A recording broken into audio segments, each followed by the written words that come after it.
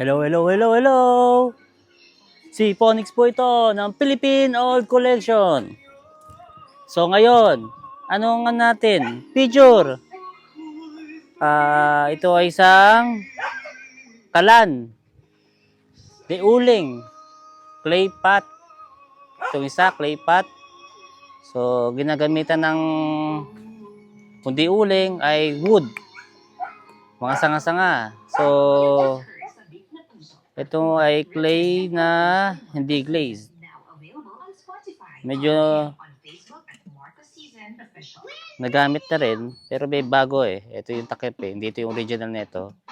So ito yung ginagamit namin. So nasa episode na tayo. 20, episode 20. So nandito tayo ngayon sa farm. Blair, halika rito Blair. Halika rito. Halika. Blair, halika! Halika! Tina! Halika! Come here! Collab tayo rito, collab! Malayo. So, ito po. Ano ang history natin ito? Ang history! Syempre, sa medyo di man tayo kayaman noon hanggang ngayon, ang ginagamit natin para makatipid. So, sa mga probinsya, ang ginagamit itong mga kahoy-kahoy o sanga. Ito yung pinanluluto. Kasi total, ito yung ginagamit sa mga sabaw eh.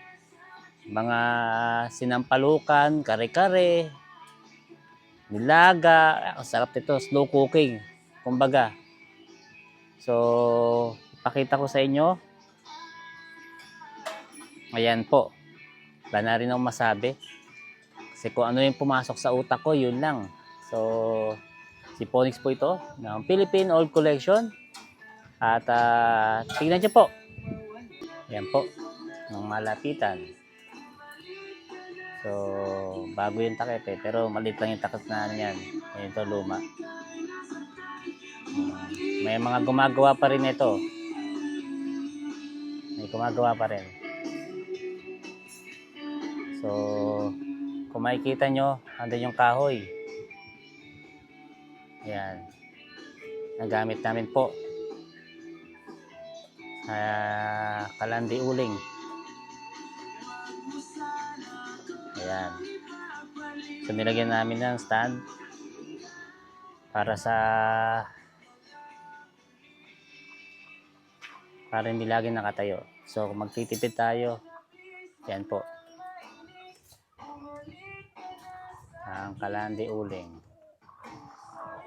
So, andito nga tayo sa farm. Ito yung gumagawa.